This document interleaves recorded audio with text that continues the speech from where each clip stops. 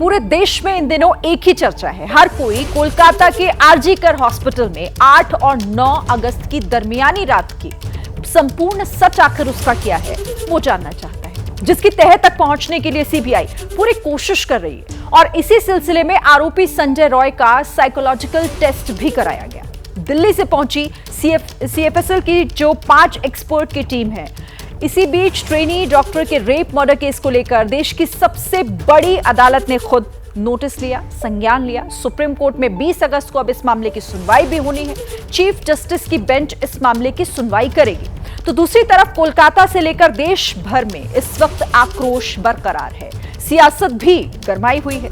हम पॉलिटिकल बहस में नहीं पड़ेंगे, लेकिन सबूतों और उन बयानों के साथ आरजी कर हॉस्पिटल में हुई दरिंदगी के सबसे बड़े किरदार की क्राइम कुंडली जरूर आपको बताएंगे। आधी रात का राक्षस, ये सुपर एक्सक्लूसिव रिपोर्ट देखिए और यकीन मानिए हर तस्वीर आपको हैरान करेगी।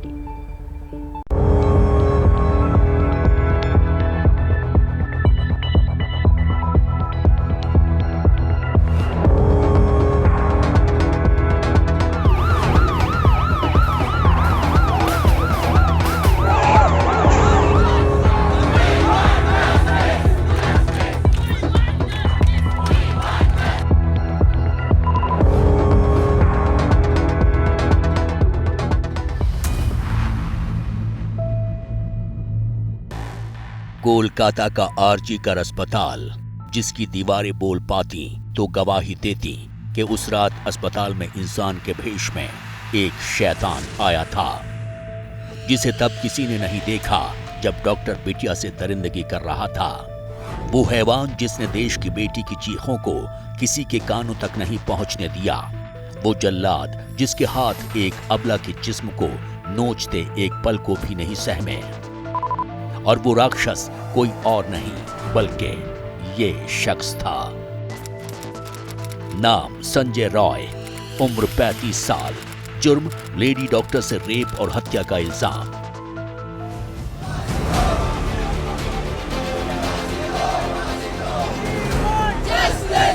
देश को झकझोर देने वाली वारदात का फिलहाल यही किरदार है, यही जिम्मेदार है और यही गुनाहगार है।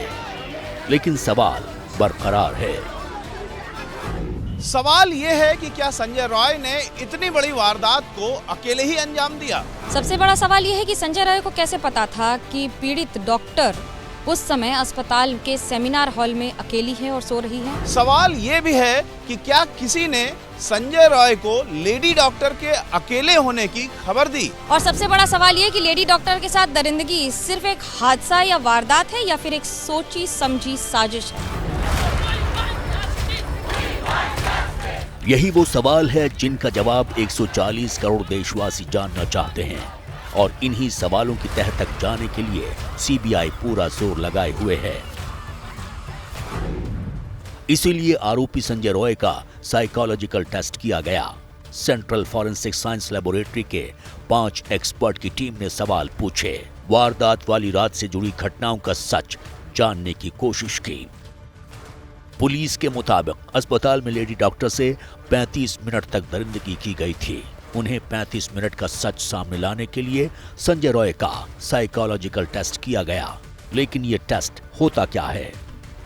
इस टेस्ट को साइकोलॉजिकल ऑटोप्सी यानी अपराधी के दिमाग का साइकोलॉजिकल पोस्टमार्टम करना भी कहते हैं। इस टेस्ट में सीबीआई लेड वॉइस एनालिसिस यानी झूठ बोलने की मशीन में संजय रॉय की आवाज को डाल सकती है। इस वॉइस के जरिए ये पता लगाया जा सकता है कि जो सवाल आरोपी से पूछे गए हैं उसका जवाब वो सच दे रहा है या फिर नहीं। टीम ने पूछताछ के लिए बाकायदा सवालों की फहरिस्त बनाई थी। मसलन, तुम्हारा नाम क्या है? तुम्हारे पास कितने मोबाइल फोन्स हैं? दोस्तों के नाम बताओ।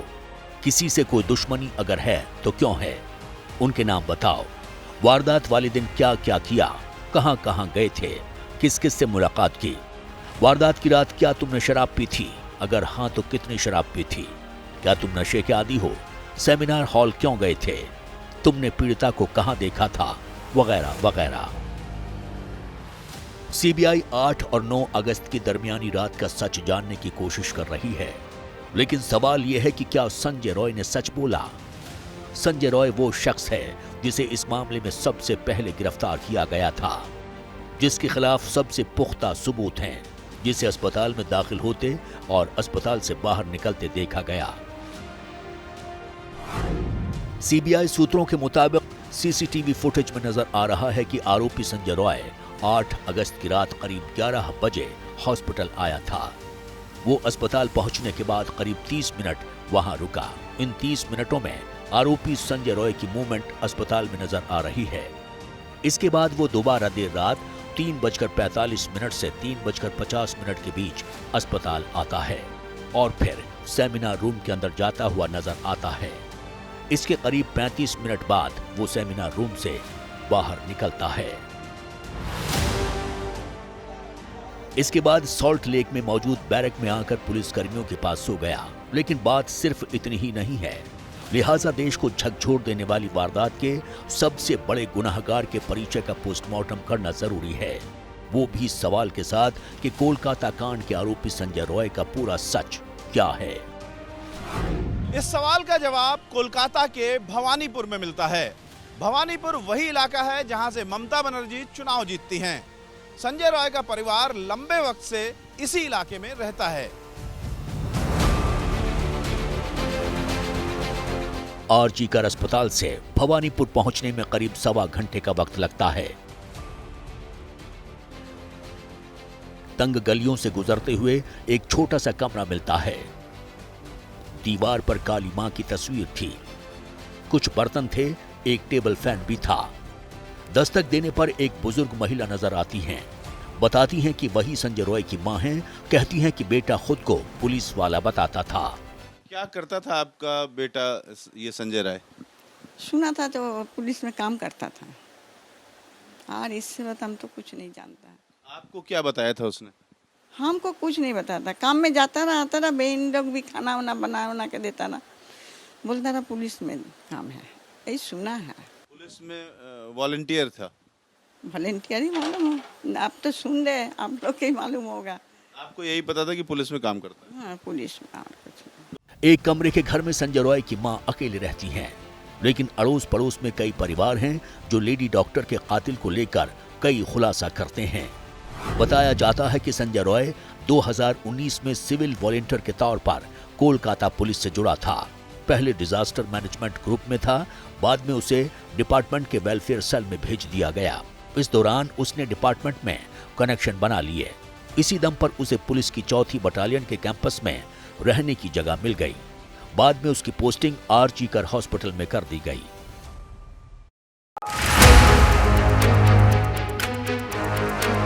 संजय रॉय जो टी शर्ट और टोपी पहनकर घूमता था, उस पर कोलकाता पुलिस छपा था। उसने अपनी बाइक पर भी कोलकाता पुलिस का स्टिकर लगा रखा था। वो कुछ वक्त से आरजी कर मेडिकल कॉलेज में पुलिस चौकी पर काम करने लगा था। वारदात के बाद पुलिस चौकी से ही वो गिरफ्तार हुआ था, लेकिन सवाल है कि ऐसा क्या था जिसने एक शख्स को इंसान से शैतान बना दिया। इसका जवाब भी भवानीपुर की उन्हीं तंग गलियों में मिलता है जहां संजय रॉय का परिवार रह रहा था। 8 दिन हो गया, 10 दिन हो गया, कोई फैसला नहीं, कोई मिছিল नहीं है, कुछ नहीं हो रहा। बोलना बेकार ही है ना, देश में झमेला बजा, तंगी हो रहा। इतना दिन से सीरिया वाला लोग खोज के नहीं निकल रहा, पुलिस लोग मिल रहा, तो हम लोग पब्लिक क्या करेंगे? पड़ोसी बताते हैं कि संजय की मां मेंटली डिस्टर्ब है। छोटी बेटी घर पर मां की देखभाल करती है। पड़ोसियों ने संजय रॉय को लेकर कई चौंकाने वाली बातें बताई। मसलन संजय रॉय ने 4 शादियां की थी। वो अपनी बीवी से मारपीट करता था, इसलिए उसकी 3 पत्नियां उसे छोड़कर चली गईं, जबकि चौथी पत्नी की मौत कैंसर से हुई थी। कुछ पड़ोसियों का तो ये भी दावा है कि संजय ने 4 नहीं बल्कि 5 शादियां की थीं, लेकिन क्लेश की वजह से कोई भी पत्नी उसके साथ नहीं टिकी और छोड़कर चली गई। वैसे संजय रॉय के परिवार वालों को भी पक्का पता नहीं है कि अब तक वो कितनी शादियां कर चुका है। शादी के तो कोई न्यूज़ ही मेरे पास नहीं थे। मतलब और भी ये होता है ना कि यहाँ सभी को पता है कि इन लोग के साथ किसी तरह कोई रिलेशन नहीं है, इसलिए उन लोग भी वहाँ का चर्चा खूब एक मेरे साथ बोलते भी नहीं थे, क्योंकि ये तो अजब बात होता है ना कि बातचीत नहीं है, फिर उन लोग के बात हमको क्यों बोले, तो उन लोग भी खूब एक बोलते नहीं थे। ऐसे जब बच्चे मेरे छोटे थे, कारपूल से छोड़ने जाते, उस टाइम तो बच्चे छोटे, कारपूल में जा रहा था, तो जाते समय हम 2 बार 2 वाइफ को देखे हैं। एक बार पहले एक औरत को देखे बैठी हुई, तो हम पास में ही पूछे कि ये कौन है, बोले ये तुम्हारा भाई, शादी किए हैं, उसकी वाइफ है। फिर बहुत दिन बाद फिर एक बार एक औरत को देखे, वो अलग, तो मेरे मन में डाउट हुआ कि पहले तो कोई और रहती थी, ये कौन है। तो फिर पास में पूछे तो वो बोले कि तुम्हारे भाई दोबारा शादी किए हैं, माने तुम्हारे भाई को वाइफ है। बोला पहला वाले बीवी, बोले उससे छोड़ा छोड़ी हो गया है। बस यही तो मुझे पता था। अब वो दिन शनिवार के दिन जो न्यूज़ आया टीवी पे, तब मुझे पता चला कि उसके 4 शादी हुए थे। तो हम तो 2 ही देखे हैं, तो इसलिए हम कुछ बोल नहीं सकते। संजय रॉय 4 बहनों के बीच इकलौता भाई है।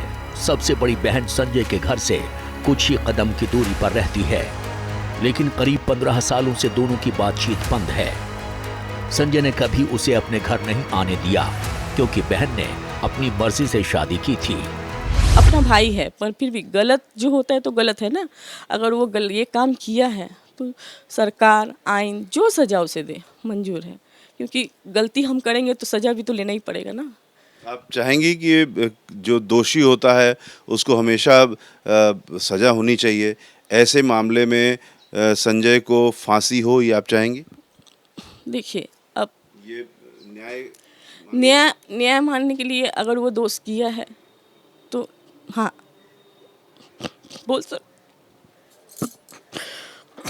हाँ अगर दोष किया है तो कोई भी बहन नहीं चाहती कि उसके भाई के साथ ऐसा हो, मगर क्या करे बोलिए। अगर वो इतना निष्ठुर काम इस तरह से एक लड़की के ऊपर किया है तो जरूर सजा होना चाहिए। जो सजा दे सरकार, आइन, जो ठीक लगे वही कर सकते हैं। मुझे कुछ नहीं बोलना। हर गलत का तो अंजाम गलत ही होता है ना। वो क्यों किया ऐसे, क्या सोच कर किया। वो डॉक्टर थी, आज हम लोग कहीं ना काम आती, वो देश का भविष्य, ऐसा होता नहीं है। क्या कि पूरे देश को झकझोर देने वाली इस हैवानियत की पूरी कहानी बेहद हैरान करने वाली है। लेकिन सवाल अब भी बरकरार है कि क्या इस वारदात में संजय रॉय अकेले शामिल था या उसके साथ कोई और भी था। सबसे बड़ा सवाल यह है कि संजय रॉय को कैसे पता था कि पीड़ित डॉक्टर उस समय अस्पताल के सेमिनार हॉल में अकेली है और सो रही है। क्या वो लगातार लंबे समय से डॉक्टर पर नज़र रखता था और ये जानकारी रखता था कि वो कब और कहाँ जा रही है, या फिर किसी ने उसे खबर दी और एक ये बहुत बड़ी साजिश का हिस्सा था। शक ये भी जताया जा रहा है कि लेडी डॉक्टर किसी बड़े राज को जान गई थी। इस बात को लेकर भी चर्चा हो रही है कि पीड़िता विभाग में चल रहे ड्रग रैकेट का पर्दाफाश करने की कोशिश कर रही थी। कोई रिजल्ट नहीं मिला है अभी तक। इसकी जो इंक्वायरी चल रहा है, इसका कोई रिजल्ट नहीं अभी तक मिला है। इसके लिए आशा करने के बाद हम क्या कर सकते हैं। एकदम हम लोग डिपार्टमेंट का कोई नहीं और कॉलेज का कोई हमारा साथ कोऑपरेट नहीं किया। पहले से तो हम ये बोल रहा है, यही तो दिक्कत है हम लोगों का। जो डिपार्टमेंट पूरा इसलिए इन्वॉल्व है इसमें। जो क्रिमिनेशन घाट का बारे में बोलता है, श्मशान घाट के बारे में, उधर 3 बॉडी पड़ा हुआ था, लेकिन उसका पहले ही हमारा लड़की का बॉडी जला दिया गया। पूरे मामले पर अस्पताल प्रशासन से लेकर दीदी की पुलिस तक सवालों में है। सवाल ये है कि सुसाइड की कहानी किसने और क्यों फैलाई। परिवार को बेटी का शव 3 घंटे तक क्यों नहीं देखने दिया गया। 3 शव होने के बावजूद लेडी डॉक्टर का अंतिम संस्कार पहले क्यों कर दिया गया। पीड़िता की मां के मुताबिक अस्पताल की तरफ से उन्हें पहले बेटी के बीमार होने और फिर आत्महत्या की खबर दी गई, लेकिन जब वो अस्पताल पहुंचे तो 3 घंटे बाद शव देखने दिया गया। शव की हालत दरिंदगी की सच बता रही थी। বৃহস্পতিবার ডিউটি গেছে, শুক্রবার 10:53 তখন ফোন আসে প্রথম। আমরা সাথে সাথেই পৌঁছেছি, গাড়ি নিয়ে যতটা টাইম লাগে। তারপর আমাদের বসিয়ে রেখেছে, দেখতে দেয়নি। তারপর ডিপার্টমেন্টে বসে রয়েছি, 3টের সময় আমাদের দেখতে দিয়েছে। ওই প্যান্ট ট্যান্ট গুলো সব খোলা ফেলা ছিল, গায়ে শুধু একটা জামা ছিল,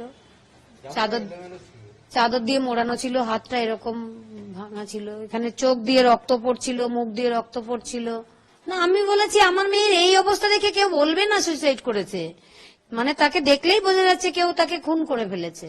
তখন তো আমি বলেছি আমার মেয়েটাকে অনেক কষ্ট করে ডাক্তার বানিয়েছিলাম, এরা আমার মেয়েকে খুন করে ফেলেছে। इल्जामों और सवालों की कड़ियां हर बीतते दिन के साथ लंबी हो रही हैं। इस बीच डॉक्टर बेटी के लिए इंसाफ की जंग कोलकाता से सुप्रीम कोर्ट तक पहुंच गई है। सुप्रीम कोर्ट ने कोलकाता कांड को लेकर स्वतः संज्ञान ले लिया है। अब सुप्रीम कोर्ट में ट्रेनी डॉक्टर के रेप हत्या के मामले की सुनवाई होगी। चीफ जस्टिस डीवाई चंद्रचूड़ की बेंच 20 अगस्त को सुनवाई करेगी। 20 अगस्त को सुनवाई के लिए तय मुकदमों की सूची में ये केस 66वें नंबर पर है, लेकिन उसमें विशेष उल्लेख है कि पीठ इसे प्राथमिकता पर सुनेगी। वहीं कोलकाता में सीबीआई अस्पताल में रेप और कत्ल की हर कड़ी को सामने लाने की कोशिश कर रही है। कॉलेज के प्रिंसिपल से सवालात का सिलसिला जारी है, तो साइकोलॉजिकल टेस्ट में संजय रॉय के दिमागी जहर का पोस्टमार्टम किया गया है। लेकिन सवाल ये है कि समाज में जब तक ऐसे राक्षस मौजूद रहेंगे तब तक बेटियां कैसे महफूज रह पाएंगी। जाहिर है कोलकाता की निर्भया के इंसाफ तक ये जंग जारी रहेगी।